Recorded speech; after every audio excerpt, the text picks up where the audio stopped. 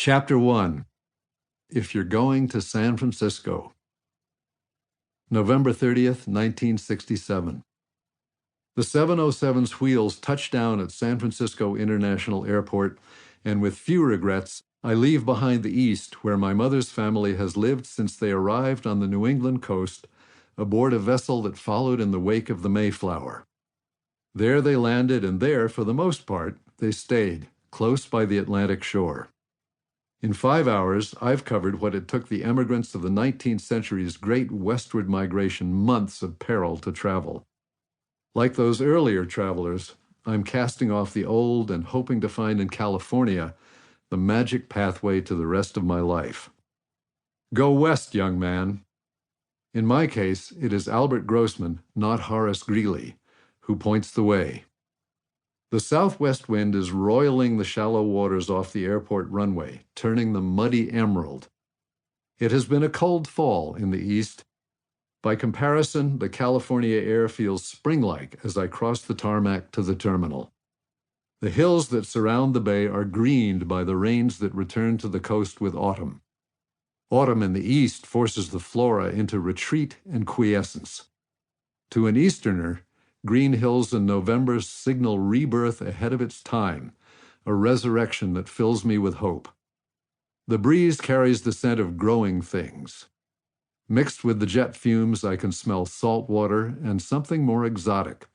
Patchouli oil, maybe, or pot. Peter Albin greets me at the gate. We have talked on the phone in recent days to discuss logistics. My flight gets in at, I'll pick you up and we'll...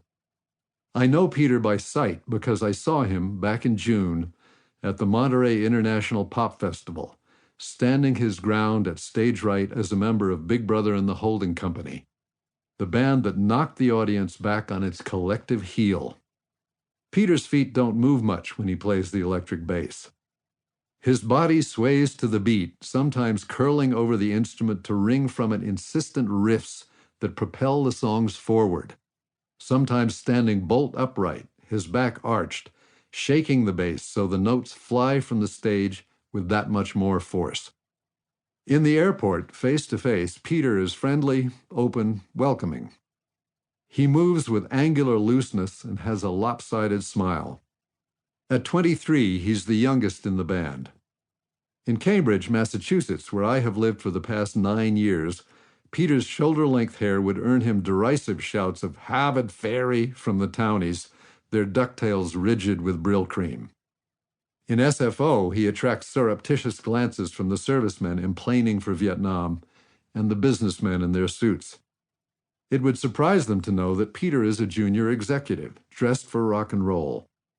He is the member of Big Brother who signs the contracts, the one who comes to pick up the guy dispatched from New York by Albert Grossman, creator of Peter, Paul, and Mary, manager of Bob Dylan, and a host of lesser folk luminaries, to oversee the band on the road.